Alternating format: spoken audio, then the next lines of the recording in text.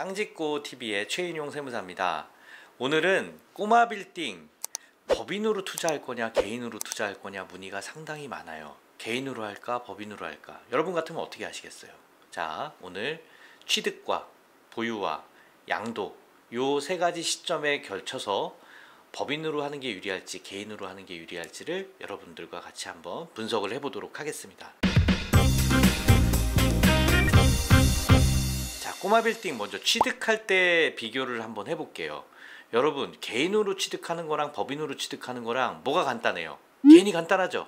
예, 법인은 법인을 하나 설립을 해야 되고 자본금은 얼마를 넣을 것이며 주주는 어떻게 또 나눠야 할까, 이런 것들 때문에 법인으로 취득하는 게 조금 어렵긴 합니다. 그렇지만 법인으로 하면 자본금과 지분 문제를 가지고 자녀한테 상속이나 증여를 같이 아울러서 할 수 있는 굉장한 장점이 있어요. 그래서 법인으로 하시려고 하는 분들의 니즈는 연세가 좀 있으셔서 이제 기존 걸 처분하고 새로 자녀들을 지분으로 넣어서 할 때는 굉장히 유리합니다. 근데 젊으신 분들이 그냥 꼬마 빌딩 사겠다 하면은 저는 개인으로 하는 것도 굉장히 유리하다고 말씀을 드려요. 왜냐하면 취득세 중과세 문제가 꼬마 빌딩은 있는데요. 법인이 수도권 내에서 빌딩을 사면 취득세 중과세가 될 확률이 굉장히 높습니다. 피해가는 방법도 있지만 그것도 이제 여러 가지 요건을 맞춰야지만 되는 거기 때문에 취득세 중과세가 없는 개인이 간단하게 꼬마 빌딩 투자를 하기에는 유리한 부분이 있어요. 그리고 여러분, 대출도요, 대출이 많이 나오는 편이긴 합니다. 개인도. 근데 법인은 대출이 개인보다 일반적으로 더 나옵니다. 실적이 좀 있고 하면. 그래서 대출을 좀 더 많이 활용하시는 분들은 법인으로 투자를 하시는 경우도 굉장히 많이 있습니다. 자, 그래서 꼬마 빌딩 취득할 때는 각각의 목적에 따라 다르지만 개인은 좀 간단하다. 그리고 대출이 좀 많이 나오게 하거나 상속이나 증여 이런 목적으로 풀어내고 싶다, 가족의 세금을 줄이고 싶다 하는 경우에는 법인도 괜찮습니다. 자, 꼬마 빌딩을 취득세에서 중과세 되는 부분이 그 법인은 있다고 했기 때문에 이 부분을 조금 더 말씀을 드려볼게요. 일반적으로 취득세는 한 4% 정도, 거기다가 지방교육세나 농특세를 더해가지고 한 4.6% 정도 세금을 내는 게 이제 취득세 기본 세율인데, 취득세가 중과세 되면 8%까지 돼서 지방교육세나 농특세까지 되면 한 9% 정도의 세율이 부담이 됩니다. 굉장히 세금 부담이 좀 많아지죠. 그래서 그 법인이 또 주택을 취득하는 경우에는 취득세가 12%까지 중과세가 돼요. 작년 2020년 8월 12일 이후에 취득세 세율이 개정이 돼가지고 기본 세율이 12%까지 적용이 되기 때문에 자금 부담에 굉장히 큰 문제가 생길 수가 있어요. 그래서 주택이 포함된 꼬마 빌딩이라고 하면 법인으로 하는 것보다는 개인이 유리합니다. 이 부분 좀 유념을 하시고, 그럼 중과세를 어떻게 하면 피해갈 수가 있느냐라고 하면요, 과밀 억제 권역 내의 법인이 설립 후 5년 이내에 과밀 억제 권역 내에 부동산을 취득하는 경우에는 취득세가 중과세가 됩니다. 이게 수도권 과밀 억제 권역이라는 걸 그래서 여러분 아셔야 되는데, 제가 화면으로 띄워드릴게요. 서울시, 그 다음에 경기도의 일부가 수도권 과밀 억제 권역으로 묶여 있어요. 그래서 뭐 의정부나 구리, 하남 이런 데들은 다 들어가 있고요. 남양주 지역 중에서 호평동, 뭐 평내동, 금곡, 일패, 삼패, 뭐 가운, 수석, 지금, 도농, 다산동 이런 데들은 그 과밀 억제 권역으로 들어갑니다. 몇몇 동은 또 안 들어가겠죠. 인천광역시도 일부가 들어가고, 뭐 군으로 돼 있는 데들, 강화군, 옹진군 이런 데들은 조금 과밀 억제 권역에서 제외가 됩니다. 그리고 국가산업단지 같은 데 있어요. 남동 국가산업단지나 우리 가산 디지털 산업단지 이런 데들은 서울이나 인천의 뭐 중요한 요지에 있지만 요런 데들은 또 과밀 억제 권역 내에서 제외가 돼요. 그래서 취득세 중과세를 피하려면 과밀 억제 권역 외에서 있는 법인이 요거를 취득을 하거나, 과밀 억제 권역 내에 있는 법인이라고 한다면 설립 후 5년 이후에 취득을 하거나 이런 정도로 하면 여러분들이 꼬마 빌딩 투자를 하면서 중과세를 피해 나갈 수가 있습니다. 법인에서 부동산을 살 때 중과세 되는 케이스가 생각보다 굉장히 많아요. 그러면은 자금 조달의 면에 있어서 굉장히 좀 더 취득세가 2배로 들어가는 거가 뭐 50억에 4%면 2억인데 2배로 더 들어간다, 그죠? 2억이나 100억짜리면 4억 정도가 더 들어가니까 취득세 부분이 굉장히 부담이 많이 돼요. 그래서 여러분, 이 부분은 꼭 세무사나 그 법무사님하고 취득세 중과세 부분을 상담을 하시고 계약을 하셔야 됩니다. 법인 계약을 함부로 하시면 큰일 납니다. 자, 그래서 꼬마 빌딩 그 취득세 부분에 대해서 한번 알아봤고요. 보유할 때는 그럼 개인이 유리하냐 법인이 유리하냐 가지고 한번 말씀을 드려볼게요. 개인으로 투자를 하면요, 개인은 임대소득으로 과세를 하고 법인은 법인의 임대소득이기 때문에 법인세를 냅니다. 그리고 개인으로 투자를 하던 법인으로 투자를 하던 부채, 채무를 빌렸잖아요. 은행 채무를 빌린 거에 대해서는 이자 비용을 내게 되는데 다 이자 비용은 제외가 됩니다.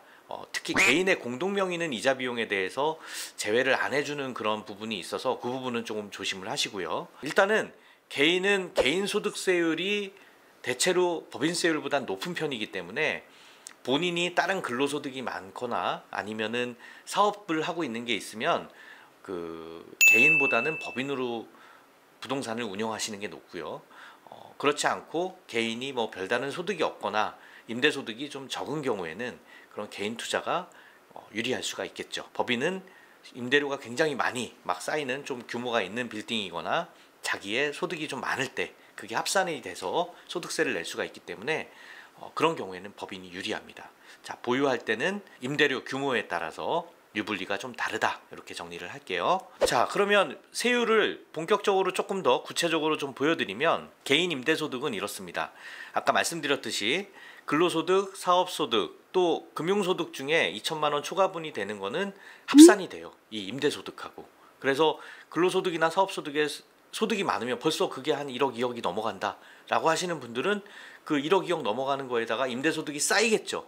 그러면 소득세 세율이 2억만 넘어가도 그 38%, 그죠? 5억이 넘어가면 40%, 42% 이렇게 세율이 올라가기 때문에 임대소득에 대한 세율이 굉장히 높아지게 됩니다. 그래서 꼬마 빌딩 보유할 때 내가 어떤 세율에 걸릴 거냐라고 하는 거를 여러분들이 체크를 하시고, 법인 임대소득 같은 경우에는요, 법인은 2억 이하는 10%예요. 그러니까 임대소득 2억 이하면 10%면은 굉장히 낮죠. 근데 2억이 넘어간다 하더라도 200억까지는 20%예요. 그러니까 대부분의 꼬마 빌딩은 여러분들 아무리 많이 나와도 연 임대소득이 2억 넘어가기가 쉽지도 않고 2억이 넘어간다고 하더라도 세율이 20%에 걸리기 때문에 굉장히 낮은 세율로 적용이 될 수가 있습니다. 본인의 소득이 높으면 법인으로 구성을 하시는 게 유리하게 됩니다. 그래서 세율적인 부분을 말씀을 드렸고요. 처분할 때 양도소득세율도 이 기본세율로 똑같이 갑니다. 그래서 양도 차익이 많아도 그 양도소득세를 내는 부분에 있어서는 기본세율이랑 똑같이 간다라고 생각을 하시면 되고요. 특히 이제 꼬마 빌딩에 주택이 있는 경우는 좀 판단이 달라지는데, 이 주택을 꼬마 빌딩 위에 있는 주택을 내가 살면서 1세대 1주택 비과세로 만들겠다라고 하면 이 부분에 대해서는 세금을 안 내실 수도 있어요. 굉장히 유리하죠. 그래서 내가 1세대 1주택으로 가는 꼬마 빌딩을 유지하겠다 하시는 분들은 개인으로 꼬마 빌딩을 사시는 게 유리합니다.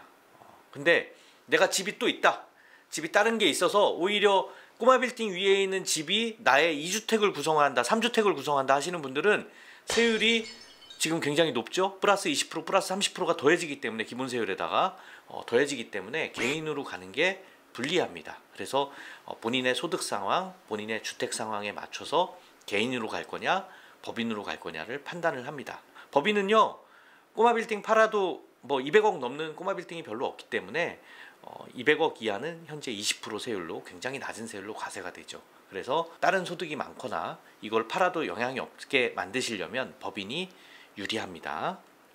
1세대 1주택은 개인으로 꼬마 빌딩 사는 게 월등히 유리하죠. 그죠? 예, 이렇게 정리를 하고 처분할 때 과세 문제도 한번 짚고 넘어가도록 할게요. 꼬마 빌딩은 오래 보유할수록 유리한데요. 개인인 경우에는 장기 보유 공제를 해주는 부분이 있기 때문에 꼬마 빌딩은 장기 보유 공제가 30%, 주택 부분에 대해서는 거주하고 보유하면 최대 80%까지 공제가 되니까 꼬마 빌딩은 장기 보유하시는 게 유리하고요. 법인에서는 장기 보유 공제를 해주는 게 없어요, 여러분. 그래서 법인은 꼬마 빌딩을 빨리 사거나 팔거나 하더라도 법인이 유리할 수가 있습니다. 그러니까 부동산을 단기적으로 이렇게 움직이실 분들은 법인으로 하시는 것도 방법입니다. 자, 그래서 개인인 경우에 특히 단기 양도는 그 세율이 불리하죠. 1년 미만은 50%, 2년 미만은 40% 이렇게 되기 때문에 단기 양도를 하실 분들은 특히 개인은 더 불리해요.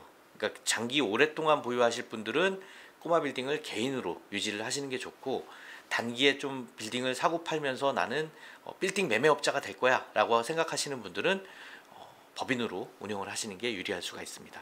법인으로 할 때 유의할 사항에 대해서 조금 더 한번 정리를 해볼게요. 법인으로 돼 있는 꼬마 빌딩을 살 때 꼬마 빌딩 부분에 주택이 있으면 취득세가 12% 중과세 된다고 말씀드렸죠.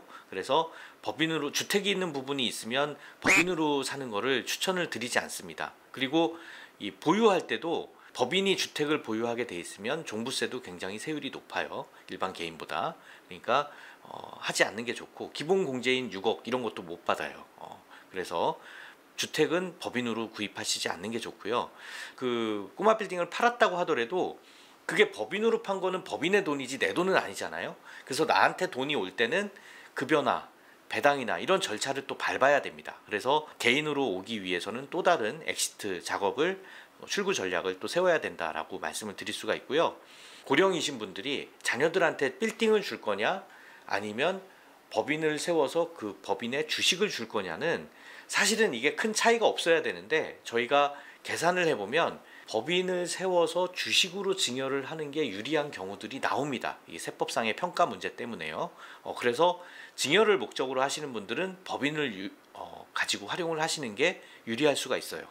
그리고 주택으로 양도할 때 법인세에다가 20% 정도를 추가과세하는 그런 부분이 있기 때문에, 아까도 말씀드렸듯이 법인은 주택을 가지지 않는 게 좋습니다. 주택이 아닌 꼬마 빌딩은 법인으로 하는 것들을 유리할 때 고려를 하시기 바라겠습니다. 자, 그래서 개인이냐 법인이냐 종합적으로 판단할 때는 일단은 규모가 작고 내가 다른 소득이 많지가 않을 때 개인으로 하는 게 유리하고요. 특히 꼬마 빌딩에 주택 부분이 있을 때는 개인으로 적극적으로 활용하셔서 그 부분을 나중에 팔 때 비과세를 받으면 정말 유리해요. 여러분, 특히 젊으신 분들 요즘에 아파트에만 뭐 영끌하시고 그러는데, 나중에 제가 큰 부자가 되신 분들 이렇게 보면은 대지 지분을 오랫동안 가지고 한 20년, 30년 이렇게 물가 상승률을 차분히 반영을 한 그 물건을 가지고 계신 분들이 100억대 부자, 30억대, 50억대 부자 되신 분들이 많습니다. 그러니까 젊으신 분들 아파트도 좋지만